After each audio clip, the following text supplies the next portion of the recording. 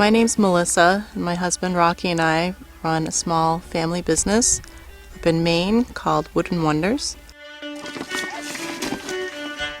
which we believe to be the only hobbit hole company in the world. So we build hobbit holes, and not everyone that we talk to knows what a hobbit hole is. So, hobbit hole is a house that a hobbit lives in. See if anyone's home. Knock on the door.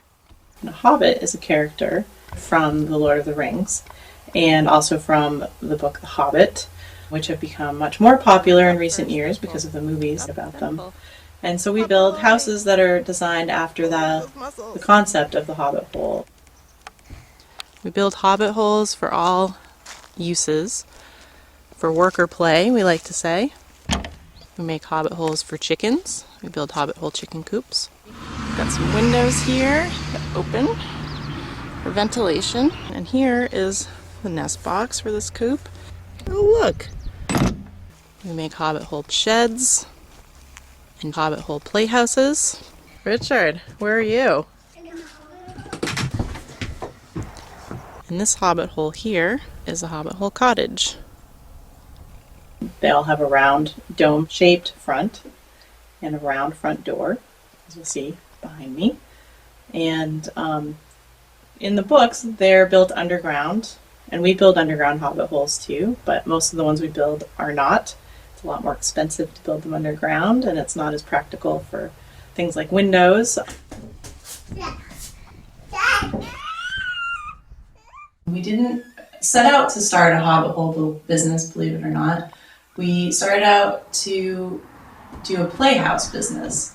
And the first event we went to, we brought a prototype hobbit hole, and we were swarmed with kids all 3 days, as you can imagine. Can't walk it. I'm 6 foot tall, and I'll go in to give you a size reference. But we noticed that the adults really had an interest in the hobbit holes. I'm actually almost standing up, but not quite. This isn't built for adults. So we said, we've got a winner here, but how are we going to broaden our market? So we've gone from playhouse to cottage, as you can see in here. This is a pretty stripped down model at the moment because it hasn't had all of the interior amenities added yet.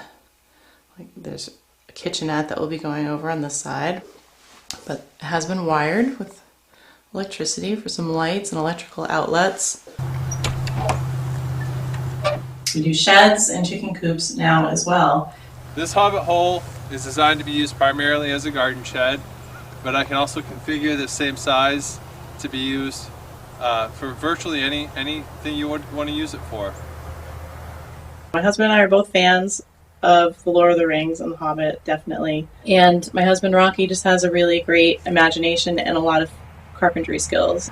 This variety is very popular to be used as a guest cottage. So we could potentially put a fold-out bunk back there, for instance. I can also customize this hobbit hole. I can go so far as to put hardwood floors in them, insulate them.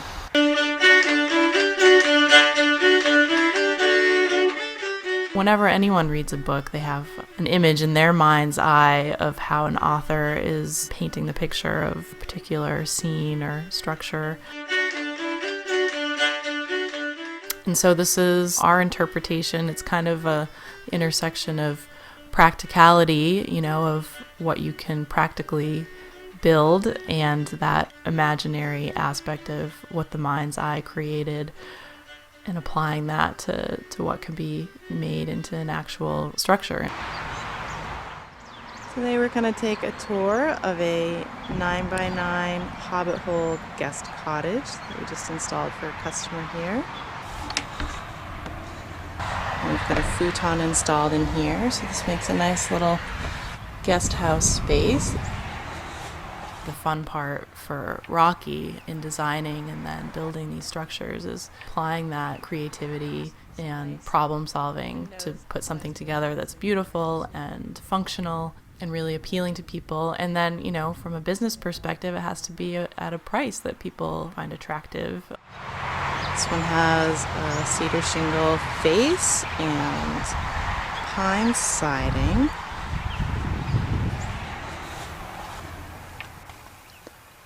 This cottage is the largest hobbit hole that we build. We do custom jobs. As far as our standard offerings, this is about the biggest at about 200 square feet. This customer wanted to have a screened porch in the back. So this is a 2-room hobbit hole. I think folks are being drawn more now to smaller spaces to live in with the desire to kind of return to simplicity. He has plans to make this space into a kitchenette, and then on this other side is a small dining space set up with a clever little table that pulls away from the wall and turns into a full-size table. And then this larger space here will be a bedroom area. So there's enough room there for a full-size bed, which will probably be a futon, so it can be folded up. The more space you have, the more stuff you have, the more responsibilities you have, and it costs more to have all of this space and all of this stuff, and we all end up being kind of riddled with debt and responsibility. And so being able to simplify things, starting with the space that you live in, I think is becoming really appealing to people who just want to leave all those burdens behind, or at least reduce them significantly. This hobbit hole was not plumbed, but that could certainly be done. In a model like this, you might use some of this screened porch space for a bathroom instead. And it's quite spacious inside for a hobbit hole for full-size people. Door's 4 feet round, so you do have to stoop to get through it, but not uncomfortably so for most people, I don't think. There's definitely something really inviting about hobbit holes. All those curves, the front of the buildings are curved, the front door is round, the walls are curved. I think all of that is really appealing to people because we're used to seeing right angles in structures, and everything is very square, and to look at something that has all these beautiful curves is really not only different and notable, but also very soft and welcoming. It's just a very inviting, appealing structure. There! Now you're ready to have a picnic.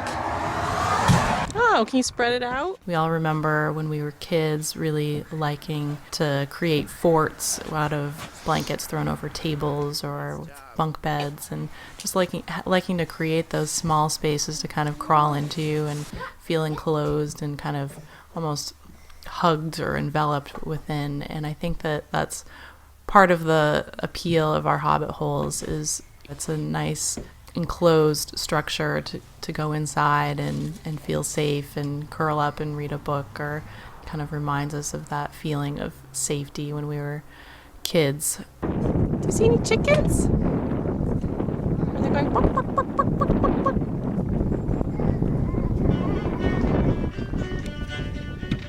The appeal of the hobbit hole really isn't age specific. It's something unique that you don't see, and people like seeing something different in kind of a cookie cutter world where we just see a lot of the same things repeated all the time.